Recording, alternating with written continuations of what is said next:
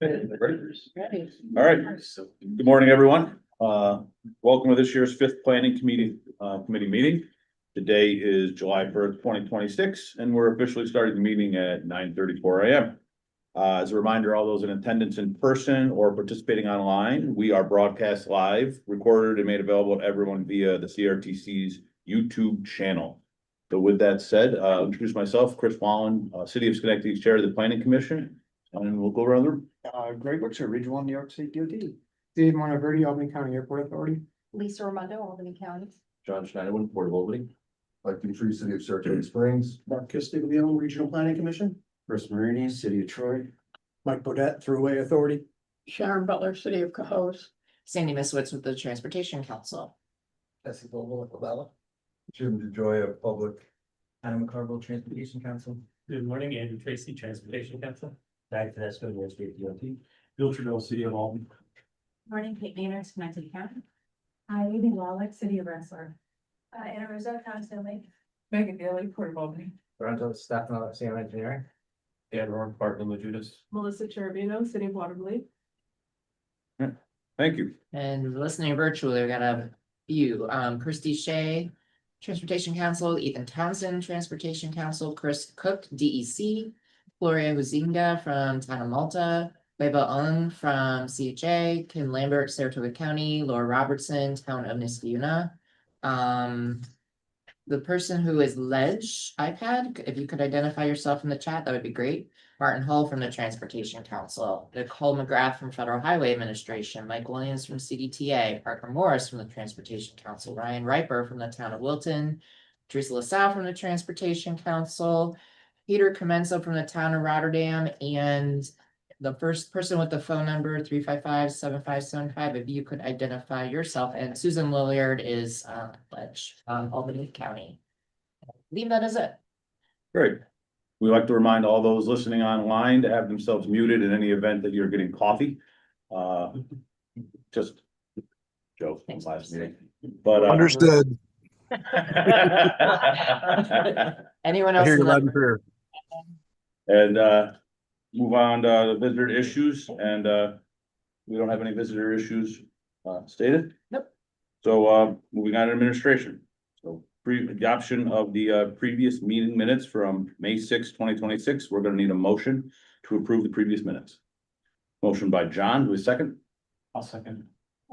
Bill, in the back. All right. All those in favor?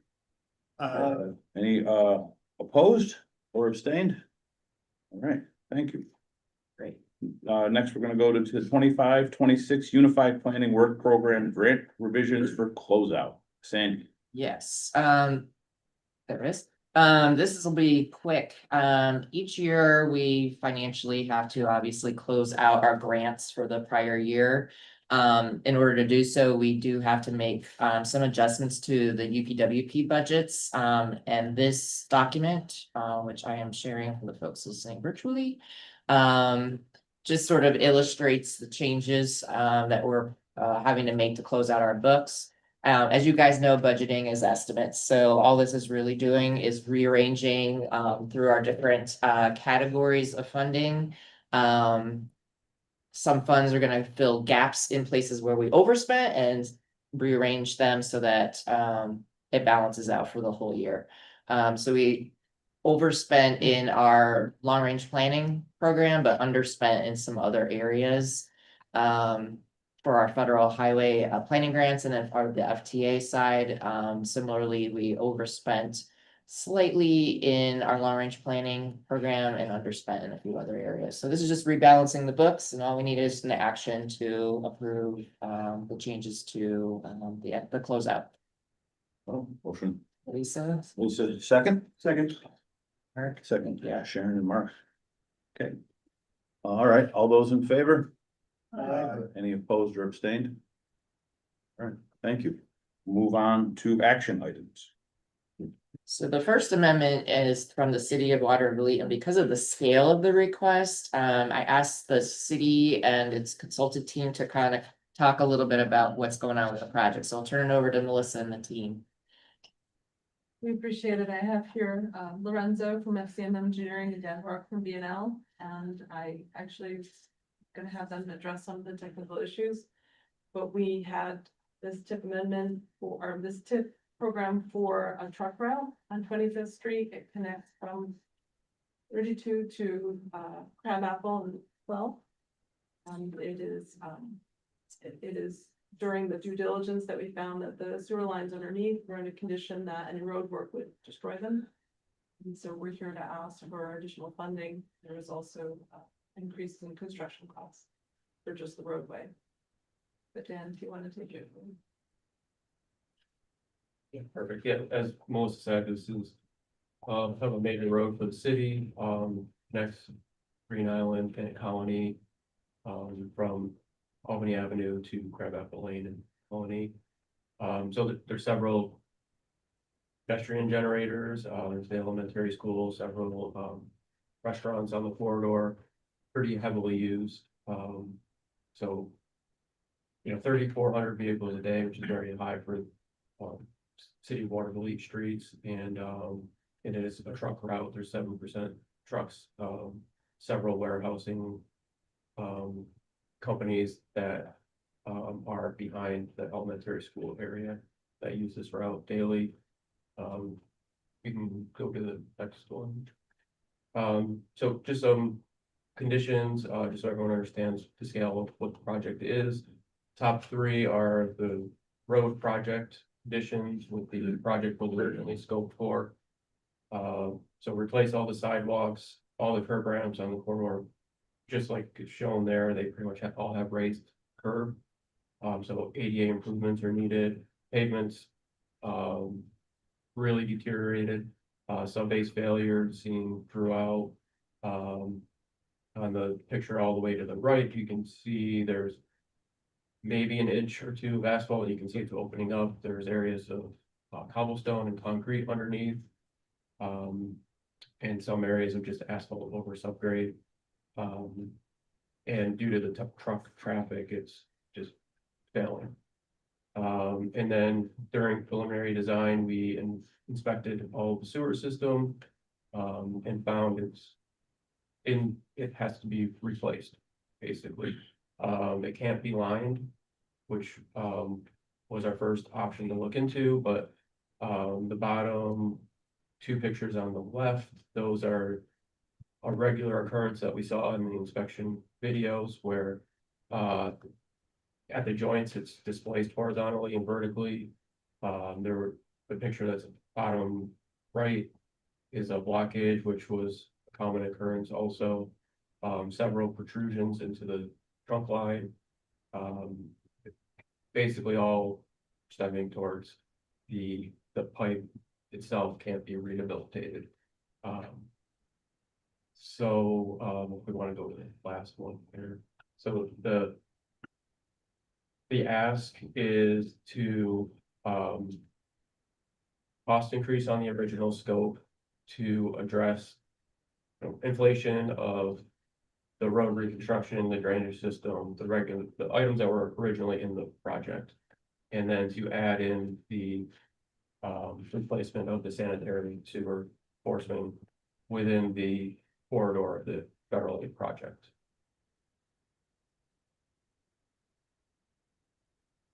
Dan, it's not a force main, correct? No, You mentioned the depth below the roadway, like up to the sewer? of the trunk, Yeah, yeah, it's like 7 feet, 6 to 7 feet. and it's probably replacement, not lining, or? So it's not a candidate for lining due to all of every joint is displaced in some way. And if it were left in place with the truck traffic, and it's just gonna fail at some point. Is separation in the cards? The city has already separated Oh, the great. system. So this was, when was this added to the tip? Was this on our last? 2022. 2022 too. Do you know about how much of the cost is due to the sewer? Yeah, it's 7 million. And the city has put up, or in the request, put 3.1 million on a local share. or 3.5 million with engineering. At some point, I mean, part of why we wanted to talk about this a little bit was those sewer and sort of utility, underground utility replacements. We're seeing this more and more. It's kind of always been a challenge of what percentage to assign the roadway federal money to. And it's kind of been ad hoc, but we're just starting to see more and more of these lately. You know, it may at some point require us to maybe devise some kind of a policy on like, is there a percentage, you know, just pitching ideas here, but I think the underlying theme though is, you know, the federal aid for transportation's likely not gonna pay 100% of the costs of these sewer and water line replacements. So where that line gets drawn, is it half of it? Is it a portion? You know, that's up for discussion. Maybe Greg, you can kind of speak to DOT's philosophy so far on that. Yeah, I mean, when you have a situation where the highway project is basically has an underground, something that's otherwise unmitigatable, then it becomes qualified for a portion of federal aid. You know, the same story happened in Rotterdam as here, is, you know, it's, I think by your mentioning these recent requests. So that's really the long and short of it is, you have an unmitigatable impact, you have to address what you're impacting. Which brings it into the eligibility hole.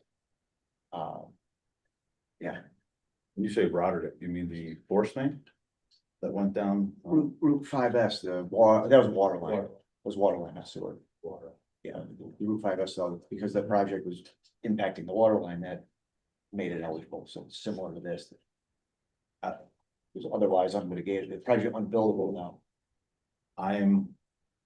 I will speak as both the city engineer and the head of the planning chair in the terms of myself and Chris and Bill are urban cities.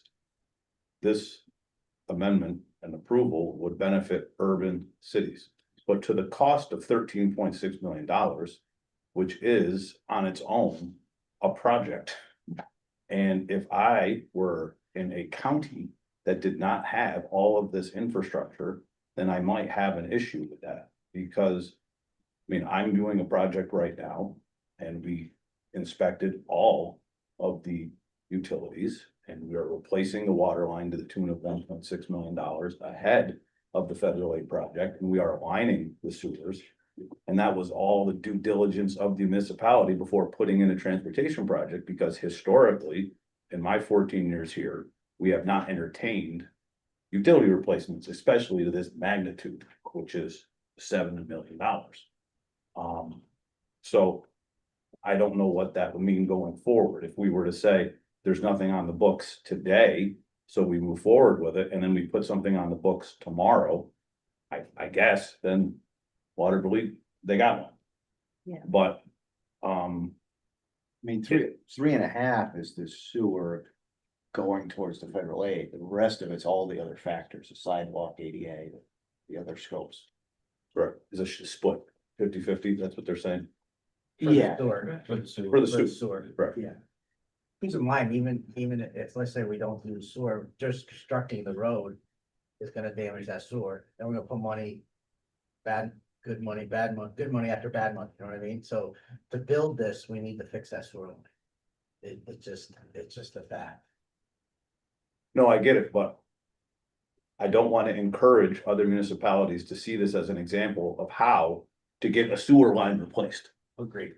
I will move forward and I will put in this project, and then I will say the utilities underneath my road, which we didn't look at, are bad, and I'm gonna come to the tape. Because let me tell you, there is no money out there for utilities. It's very difficult to replace utilities right now. I mean, the state allocates money, but it is nowhere near enough money to replace utilities in the older cities.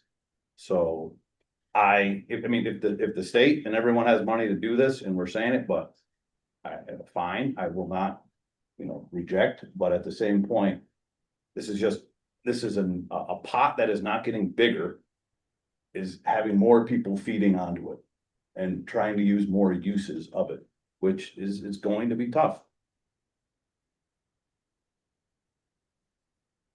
But it's the same, it benefits urban areas.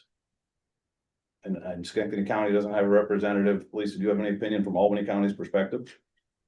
Well, I mean, I definitely get your point. And I mean, I was gonna say, aside from that, that's somewhat inequity, it's just like, it's shocking how much the cost is for a rehab of 3/4 of a mile of road. That's all we're talking, right? 3/4 of a mile.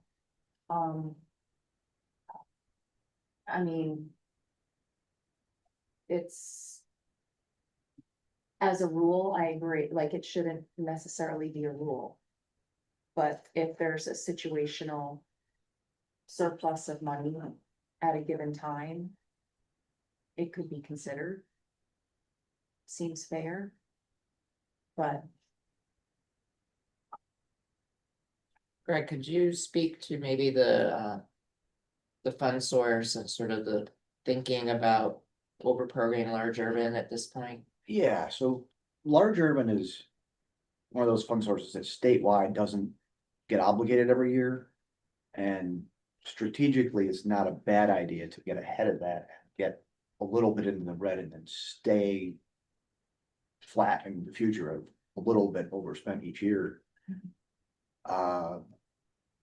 You know, in locally, you know, large urban is kind of the pot that ends up doing these highway rehab projects here at this table. Highway rehab or, you know, bike ped type, you know, scope work.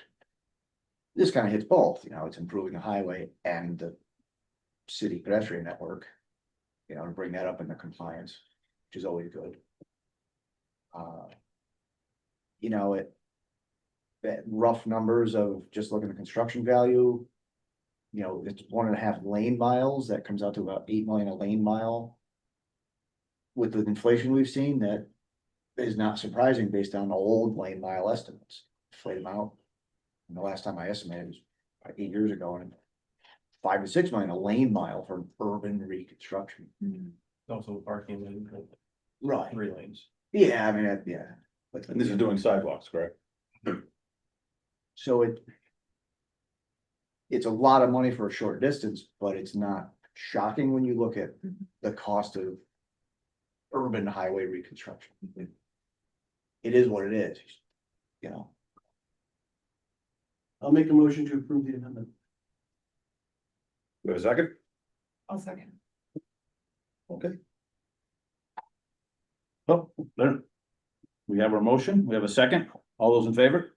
Wait, hold on a second. What? Actually, because John is here, you can't make the motion, sorry. John, Technical details, sorry. we have Mark and John. Okay. All those in favor? Aye. Any opposed or abstained? Okay. Good to go. Okay, thank you. Item number 2, we have Greg.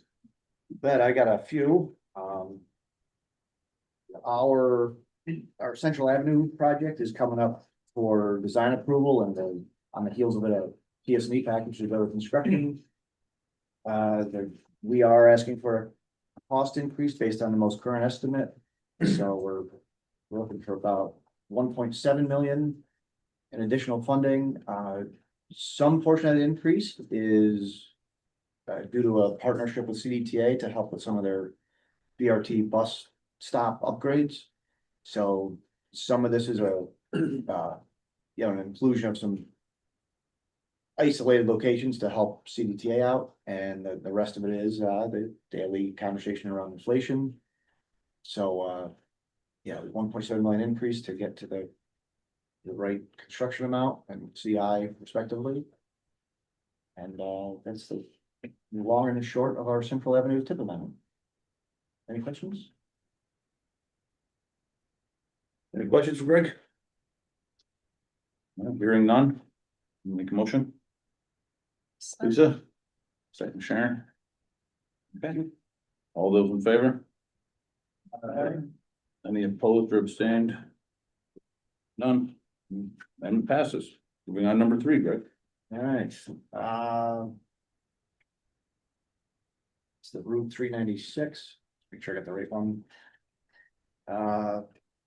Similar, we have a bridge coming up for replacement. Route 396 over Queens Creek, and the costs for this are also increasing, obviously. There's an increased cost for right of way. There's additional temporary easements for constructability. And in addition, the major component of the inflation is related to the hydraulic capacity required to meet current resiliency requirements for mean high water, flood resistance, rain events, etc.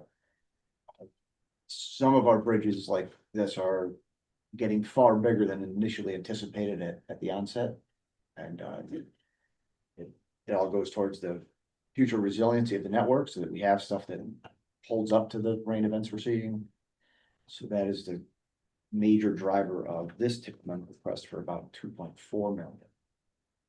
We'll try that. Any questions on this one?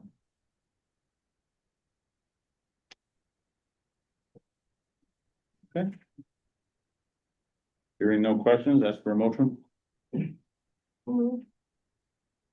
Sorry. Oh, sorry.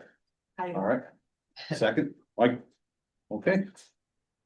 All those in favor? All right. Any abstain or opposed? Oh, amendment 3 passes. Thank you. Moving on to, that's it. Is that it? No, no.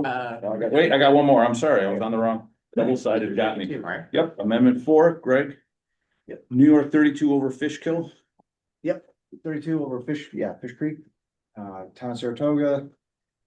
Very almost identical story to the previous one. The bridge design again is nearing design approval.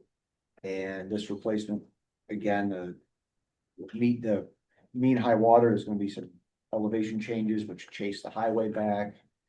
Again, the bridge configuration to meet the resiliency requirements are all resulting in an increase just over $2 million. Yeah, it's NHPP, which is the largest fund source available to this region. And again, this represents just meeting the hydraulic and resiliency requirements needed for new projects. What is the reason the project has a state dedicated? I think initially we were short, so we added some state funds to help offset some of these increases. And now trying to make up some of the difference with NHPP. Okay. Do I have a motion? Motion, do I have a second? Second. Lisa? Okay, all those in favor? Any opposed or abstained? Okay, amendment 4. Amendment 5, Greg, Route 145, Albany County slope repair and paving. This is my last one, I promise today. We have a lot of projects coming to design approval in the coming couple months, so we'll get ahead of it. Route 145 is a road that is on the fringes of Albany County as it connects Green and Schoharie. And we put this on the tip a while back as a slope repair project. And these projects do take a while to design. Once you get into slope stability, the design gets really complex and there's so many unknown factors of what's going on and why you need what you need to do to fix it. So we finally figured out what's needed, and of course, it's also resulted in a pretty large price increase. Now here we're just about 2.7, almost nearly 2.8 million. Again, it's all related to the design and the scope needed to truly get after fixing the slope. And this segment of road for anyone that does drive it has multiple locations that are sort of like falling off the hillside. It's been years of paver patching to fix it, which pavement you put on it, the faster it goes. It becomes a vicious cycle. So this will reconstruct various portions of this road, preserve the entire length of the project, and again, fixing the several locations that need repair. And the inflation and the final needed design, that's the reasons behind this tip amendment. Just dumb question, but Route 145 is a state route in Albany County, so all the culverts, everything is owned by the state Yes. in the town of Brunswick. It's been the generator of the highest volume of complaints of a road we own as of recent, so it's doing. Any questions for Greg? All right, hearing none, do I have a motion now? Lisa, second, Mark? All those in favor? Any abstain or opposed? All right, thank you. Just ask for follow-ups. Yeah. To all these, so just 5 amendments, 1 meeting, $22 million. Done. So, you know, we do our tip programming, and we program usually what we think to a limit. But this is 1 of 5 meetings. Last meeting, we also approved tip amendments. Are we still tracking these type of thing? I mean, I understand that we need to carry some fluff for projects because of what we're seeing with regard to inflation and Penn concrete and changing requirements, but. You know, we did not have funding a couple of years ago for numerous projects, transportation related. And whenever we have a project, we always seem to come to this table and say that we have the money and we need to spend the money or we're gonna lose the money. And I don't know if that's fair to every municipality around that table going forward, so I just wanna. Are we tracking it? Is Andrew, are we still looking at how we're handling money here? We track it, but I'll say the fiscal constraint philosophy has evolved over the years. So think of it this way, I'm just gonna pick a number because I don't have the exact numbers, but let's just say we have 100 projects on the tip. And maybe 20 of those are scheduled on paper to go this year. Maybe only 3 of those actually move forward. So if there's an ask on the scale of Waterville Lee and there's $13 million of on paper projects that are not using the funding, it goes to Waterville Lee. And it kind of gets evened out over the life of the tip. Right now we just did a kind of internal exercise to look at, and with the change in the tip software, it was a little tricky to do this, but we do feel like there's some fund sources where we are over programmed right now. There are somewhere either right where we should be or maybe a little under. But when you look at each year, we're over programmed right now in the first 2 years of the tip. But looking out beyond that, it looked like we were, correct me if I'm wrong, Andrew, we were kind of under programmed, but. The key piece of this is when the funds get obligated for each project phase, and the minute that happens is when I'll call it the money becomes real for the purposes of conversation. So when we are making changes like we did today, presumably these are projects that are gonna get obligated right now. But if there's 5 other projects listed on the tip that haven't reached that stage, that money's not real, it's a sort of on paper right now. It's got authority to go for obligation because it is on the tip, but the actual dollars don't move to those projects until the point they get obligated. So I don't, Ray, do you want to add to that? Yeah, and yeah, I mean, in the realm of, we've had numerous conversations over the years, project delivery. If every project that was put on the tip and then the 4-year step was in fact delivered, then we would come around year 3 or 4, be having a different conversation, or the next tip update, we maybe be, you know, we would have pre-spent the money, but because projects are continually sliding. Yes, the scale of these are large, but they illustrate that at this table, we are obligating all of the money we said, even though we're not obligating necessarily all of the projects we said. So it sort of self-balances in that realm. Obviously, the past few years have seen incredible increases on all of our projects, and it's helped us meet obligations, because by dollar, we have not obligated the dollars historically. A year like this, we will definitely obligate the dollars, just maybe not all projects, which is honestly a good thing, you know. I mean, Federal Highway does measure us by both number and value. But if we can hit the value, that helps the argument when we don't hit the number of projects. And Andrew, do you wanna speak to what you did put together for? Sure, yeah, in the new project tracker software, which is replacing eStip now. There's a tool to prepare a fiscal constraint chart. We've been using it. We haven't published it yet because we're not confident. All the numbers are in the right boxes. For NHPP, which is the fund source that DOT is using for their 4 amendments. We were already over programmed in 27, but most of these are moving from 27 to 28, where we're under programmed. So this helps fiscal constraint for the DOT projects. For City of Watervliet, we are already over programmed in FY 27 for the large urban. But there's a little bit of programming capacity in 28, 29, and 30.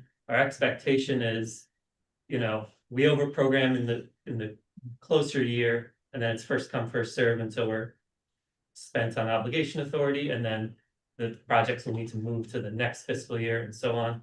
And that's gonna work until there's a year when everyone's project is delivered on time. And in that case, we might run out of obligation authority prior to the end of the fiscal year, and some people are just gonna have to wait until October 1st to go for obligation.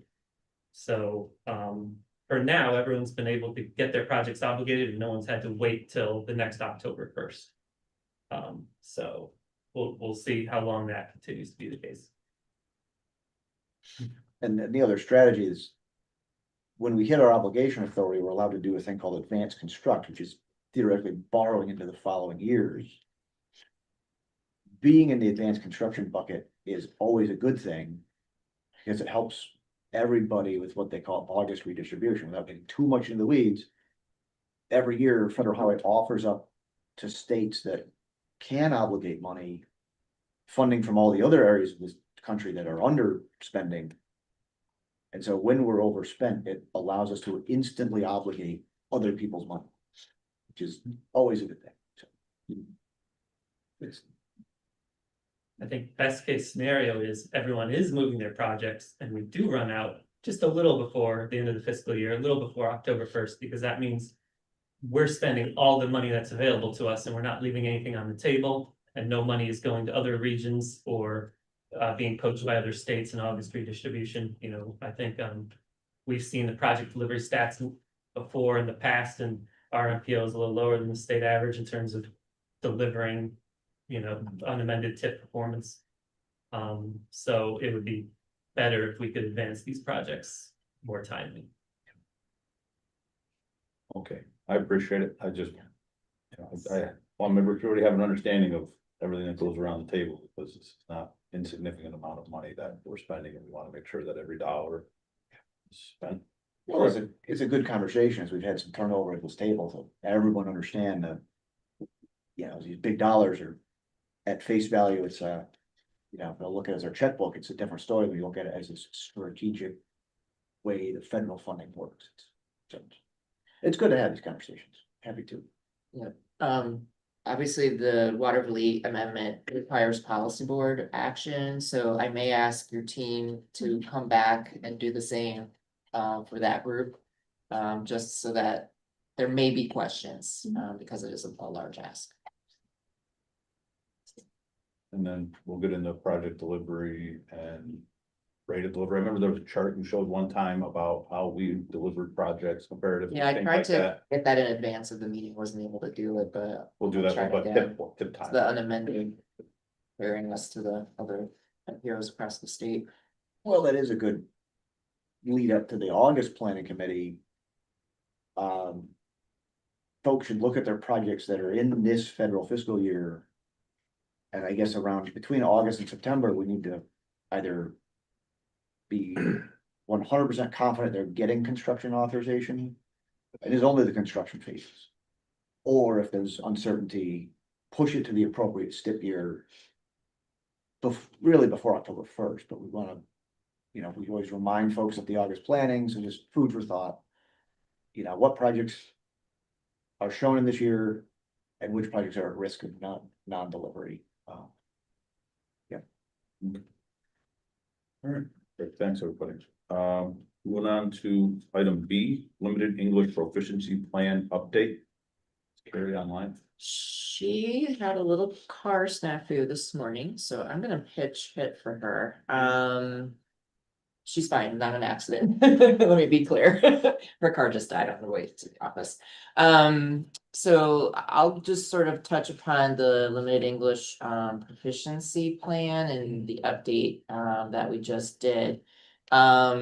This document, you know, is really designed to just explain to the public when, you know, related to Title VI, when we translate our documents into other languages, is the simplest way to put it.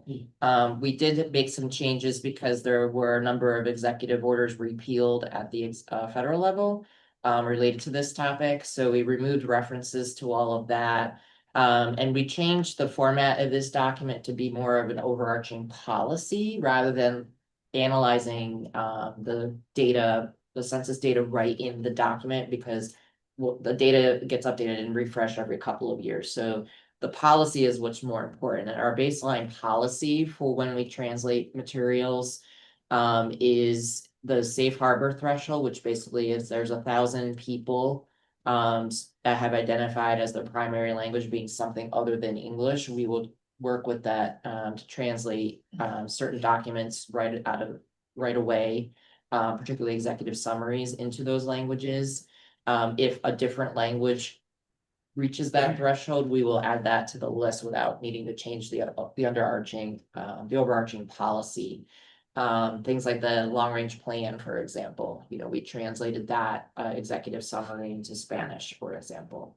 And this is really just to provide access to the overall transportation planning process, again, to those that don't speak English as their first language. And you know, for written translations for under Title VI, you know, we again maintain that safe harbor language threshold. We identify what products, you know, things like MTP, long range plan, the TIP that we're going to translate, and many other documents are available upon request. Things like our website obviously is translatable using Google Translate.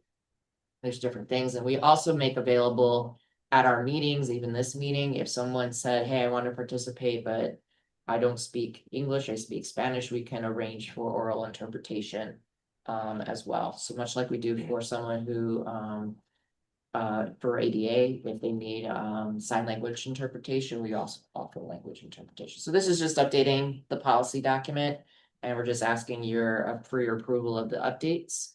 And it will require policy board action.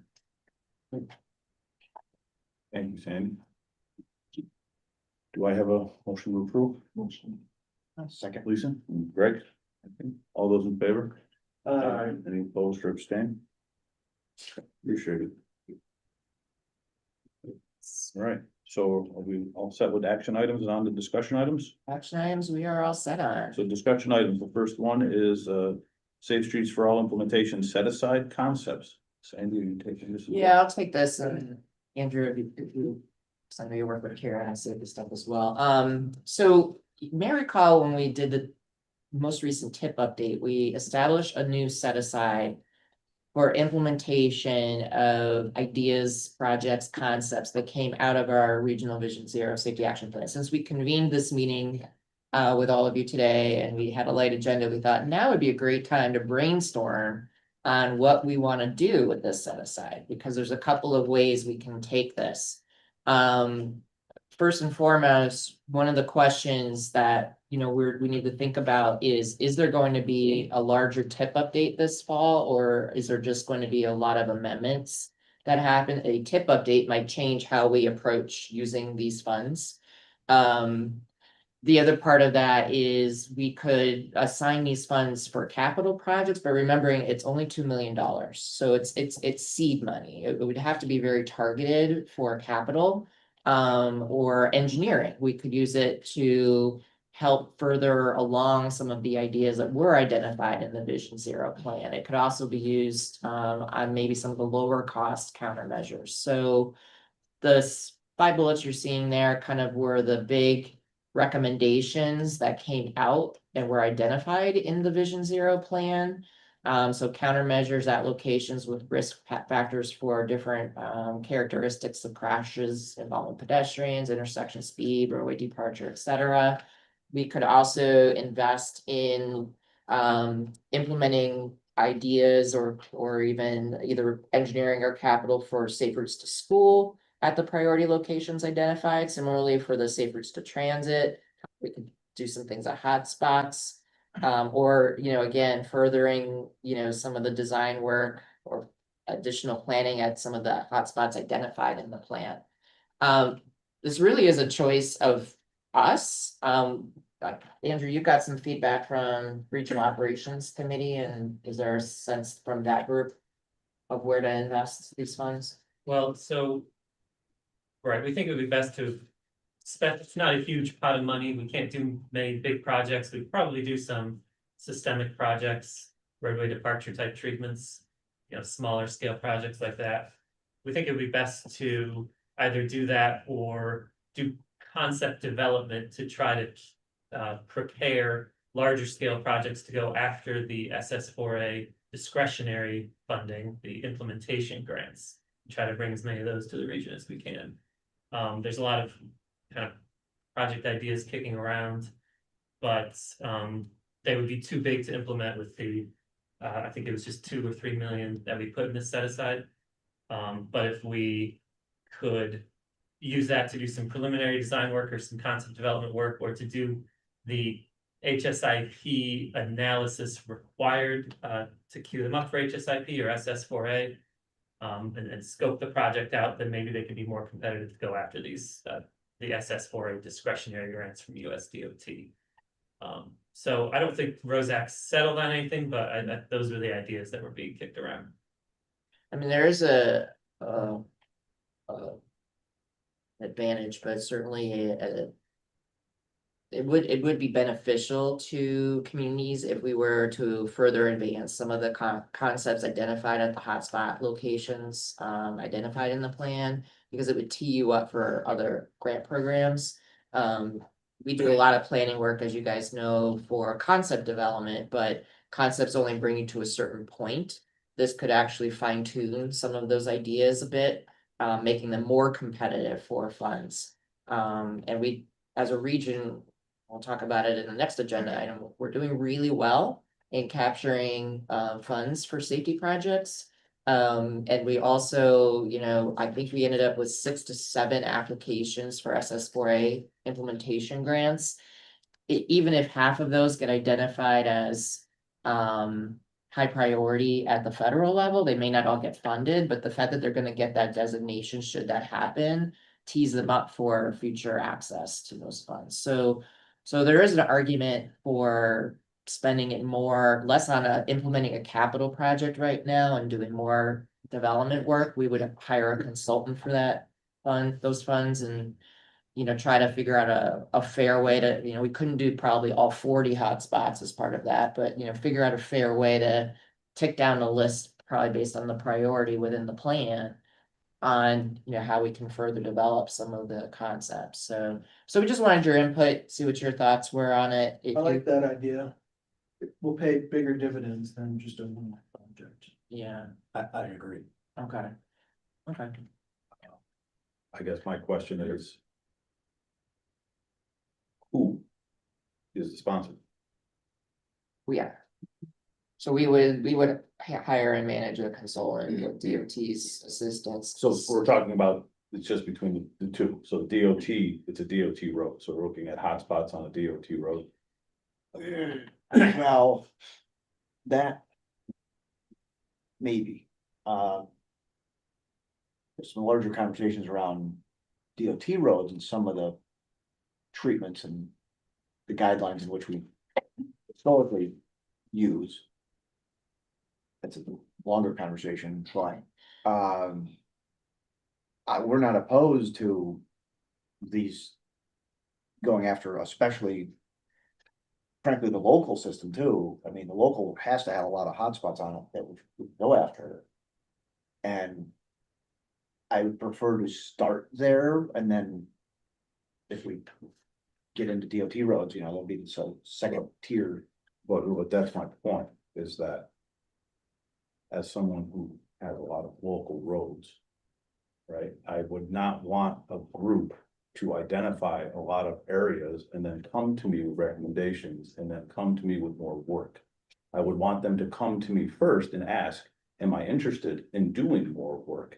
So my question is you would have to get the sponsor on board first to Yeah. understand. No, to back, I I don't like- thought you meant who is sponsoring the project. No, I mean, who would you We reach would- out to and say, hey, Lisa, we've identified, is that how you wanna do it? And say, 10 of the 40 hotspots are in Albany County, so to speak, we wanna work with you? Because, because at the end of the day, the sponsor ends up doing the majority of the work. If Correct. it gets funded, so sponsors may not want to be, so this isn't a solicitation, this is, I don't wanna just have the CRPC or the DOT show up at somewhere and go, hey, guess what we did for you? Right, no, this is not gonna be, of course, it's not gonna be done without the cooperation of the municipality. Well, I just, But- it's but- supported by, you know, the It, planning organization, the Thruway, who both don't have to worry about that situation. right, the plan identifies the where. All we would do is go to those sponsors and say, are you interested in participating? If it's a yes, great, if it's a no, that's fine too. One thing that, We just wanna make sure it's fair to everybody. one thing out of curiosity, judging by the volume of S4A implementation grants in this round, it sounds like all of the discretionary processes, this one's the easiest or easier on the easier side of the spectrum. Is that a fair statement? I mean, we didn't do one, but I guess to any of the sponsors that did send an SS4A, did it feel like a moderately easy lift to apply? To apply. It wasn't bad, Okay, that's good to hear. but it's when you have Zolt on board. Right, Well, Yeah. for sure. Mhm. I've been involved in other ones that are very difficult Mhm. to get done. The benefit cost part of the equation is an enormous lift, and it sounds like because it's identifying the plan, that's not really part of it. I don't know, was it the first round? There was a previous round, right, last year? And the feedback from last year was there was a lot of effort involved in applying for the kind of the minimal amount that was given, but I think people learned from that. And now, That's great feedback, so Mhm. it lends itself to the strategy to assist with getting a better documented set of projects to apply for, because if the application's gotten more efficient, then that's a great strategy, so then you know, 10 locations are in a sponsor's location, they can apply with some ease. Right? I'll use this current set of proposals that were made to the feds for SS4A grants. Let's say none of them get funded. If we can use this set aside to further those concepts a little bit more, if that was one of the reasons that they weren't selected, there are lots of other reasons that they could not be selected, but. You know, if part of it is they just weren't fleshed out enough, we can use these funds to help with that. But again, with the cooperation of the sponsoring entity, of course. I mean, one ironic thing of the Safe Routes program is by statute, NISDOT is forbidden from directly applying or receiving the funds, so this actually. Really is a locally sponsored initiative only, unless the new highway bill that's.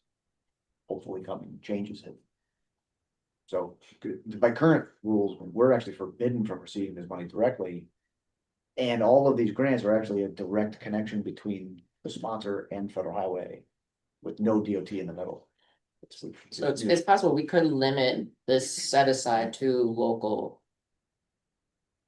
Projects, design work, we'll call it, to further advance concepts with willing participants and leave it at that.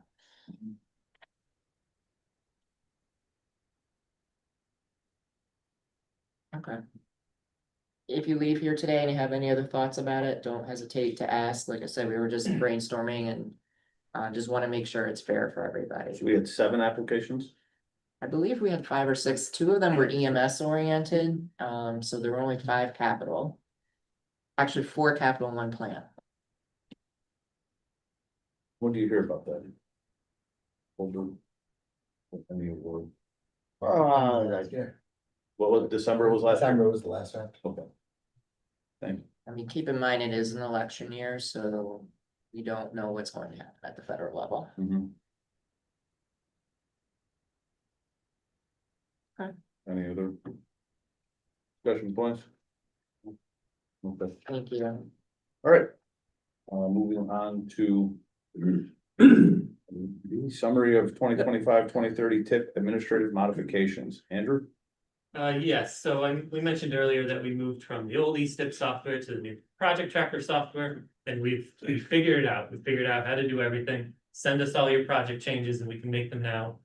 In project tracker pretty easily. We did 5 admin mods, and a lot more amendments as well, amendments from prior planning committees that were approved. We worked them all through the pipeline.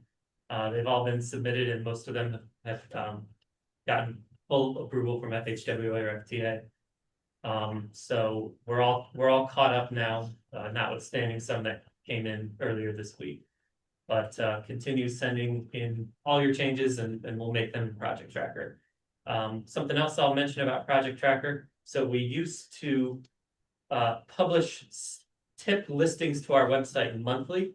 Project tracker is going to have a public facing dashboard. It's we're going to put a link to it on our website, I think, but if you click on it, you can type in the name of your project or your project ID and it'll just pull up the live listing for that project right away. And I think you'll even be able to just pick a sponsor and it'll show you all that sponsor's projects too. So it's a very slick, modern interface. We're gonna put a link to it on our website and any sponsor or, it'll be a public facing dashboard when it's done. So anyone will be able to go in and look up your current live tip listing for your project. When's that gonna be? So we just yesterday got the test link and we sent a bunch of feedback to the team. So sometime between tomorrow and 6 months from now, who knows? Okay. But if you need us to look up any project information for you, let me know and I can send that right over to you. All right, thanks, Andrew. Moving on to the next item, New York State DOT project delivery update. Yeah, we seem to go in ebbs and flows of our letting program. Not really much notable let in the past couple of months, so really what you're seeing in the field is prior delivered projects. Seeing that Riverview Road is coming down actually very soon if it hasn't been removed already. And obviously gearing up to replace that over 87. We see for those that drive 87, you're seeing that we're paving hither to nither each night, making headway. And it's several other, it's a busy construction season and the only other one is I know they're looking to roll out Ford our work zones. Currently we have interstate availability to have automated speed enforcement. That may be moving to non-interstate work zones as well to help with trying to find ways to get drivers to actually do and respect our work zones. That's about it this month. I think the cameras are effective. No personal is professional. I slow right down when you see that sign because you know that there's something there, and I think that has been effective. So something. I'm sure they'll see more of those as we go forward. But yeah, work zone even at a local level is an issue, and at a local level, I think it's even a little bit more difficult because you're not going at high speed. So what you get is a lot of yelling. You get a lot of personal interaction, and we actually did have somebody clipped by a mirror a month ago. And just drive by, and luckily we have cameras in some areas, but work zone is always an issue. So moving on, status of regional transportation planning initiatives, Sandy. Thanks. So our Clifton Park Half Moon Saratoga County Route 109 study continues. We're in concept development, hopefully later this summer, if not by September. There should be another public meeting to share the concepts with everyone. And to get feedback, obviously. Our Village of Boston Spa traffic calming master plan, consultant selection is underway. The West Avenue study, the first public event is being planned for mid-July. I don't have a date yet, but if you're interested in that planning study, we should be having a public event sometime this month. The Rensselaer Aiken Avenue linkage study, the scope of work has pretty much been finalized. I think we're gonna get the request for expressions of interest out into contract reporter this month. So if you're a consultant, be looking for that. And we've gotten the memorandum of understanding back from Stillwater for the County Route 76 corridor study. So work should begin on that in the coming weeks, if not months. In terms of our technical assistance program, we've got a couple of things that are wrapping up. Having some conversation with the city of Albany about some new initiatives. If anybody needs any technical assistance, can be as simple as traffic count and trail counts to something more robust. Don't hesitate to reach out to me or to Mark. We're also wrapping up the ADA project in Albany County. That should be finishing fairly soon, I believe. Yeah. The super low quarter study kicked off this month, so work is beginning on that one in earnest. I think a project website should be available maybe by the end of July, we hope. The resilience plan, we're in consultant selection on that project. And the Scotia ADA project as well. We have proposals in and the consultant selection is underway. And the biggest one that we'll be issuing the next request for proposals for is the household travel survey. Which we hope to get out into the world sometime by the end of the month. That's the status of the larger planning studies here. Thank you, Sandy. Moving on to regional and local planning updates, from Transportation Council. I'll just mention, we've been in the midst of extensive hiring process. We did get an Regina Giambaria, if I'm saying her name correctly, I've not learned. She's going to be our new transportation planner. She's coming to us by way of Oklahoma City. So that's exciting. We're gonna have a new senior planner soon. I'm hoping to get the senior planner position filled. And we'll also have a new administrative specialist. So hopefully by the next time we meet, those two positions will be filled. And we also just published, Parker Morris is leaving us to, go live his life, for lack of a better way to say it. But we are hiring for a new GIS specialist. So we just posted that job ad as well. So we'll see some new faces here. That's it for now. All right, thank you, Sandy. CDRPC, Mark. Thank you. CDRPC was awarded a grant from the Northern Border Regional Commission under their Timber for Transit program to do a regional feasibility analysis of 15 to 20 spans in Saratoga, Rensselaer, and Schenectady counties. Concept designs, huge outcome of that. So hopefully that will lead to folks coming back to this table for match and then going to the NDRC for construction funding. I thank the DOT for pledging to match that award. The project will also produce 2 funding ready designs for bridge replacements that would be immediately ready to come to this table and to go back to the NDRC for funding. A few weeks ago, CDRPC released an online tool that is available to help communities do their own natural resource inventories. It provides all the mapping tools that a community would need, and it also provides a template for the narrative portions of an NRI. So we're putting the tools in the hands of the people that would want to use them. It's super intuitive, and you can also reach out to my staff if folks need any tutorials or assistance with that.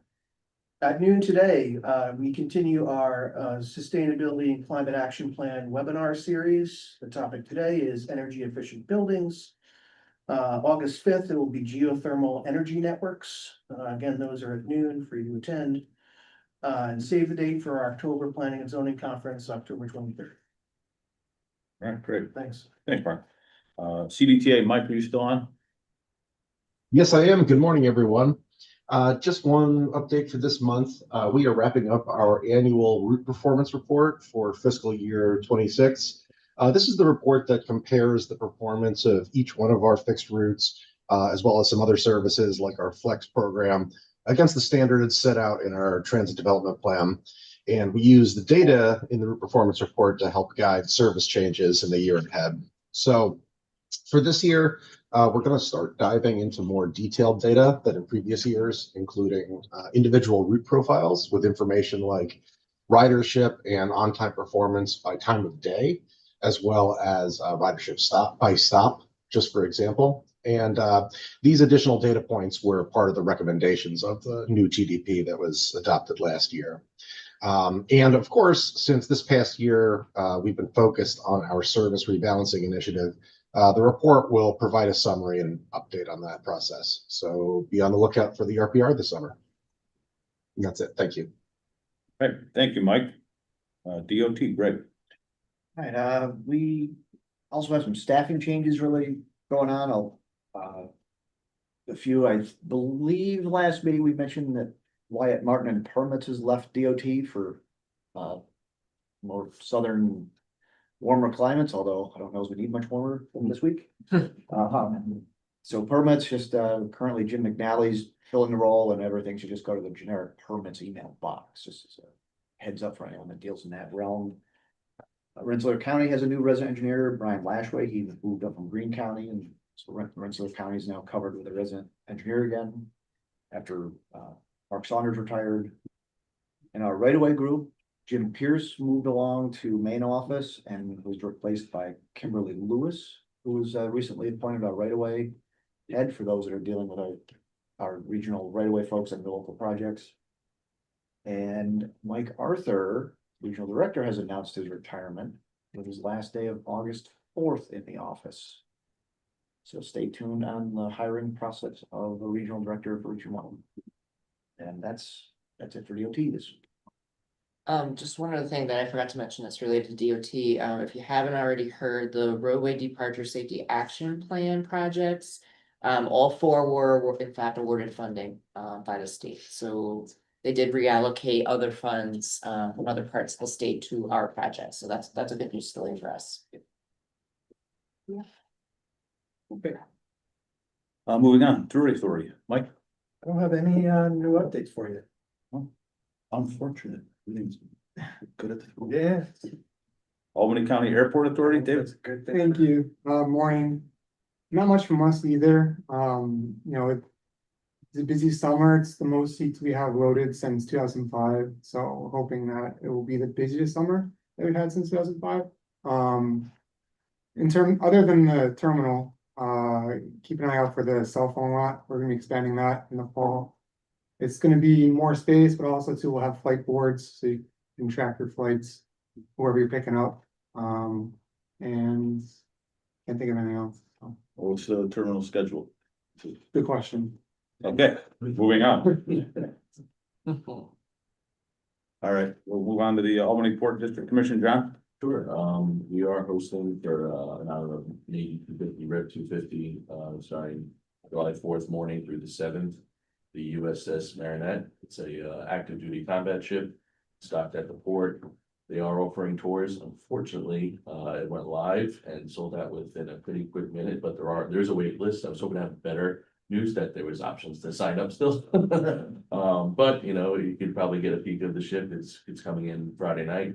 I'm thinking, if you were passing by, you might have a good option to take a look and see the active duty combat ship docked here at the port for those 3 days. So, Okay, so all right, thank you, John. Any local government, anything to share? What's going on? No? Okay, moving on to upcoming meetings, events, deadlines. Says we have an active transportation advisory committee meeting July 8th.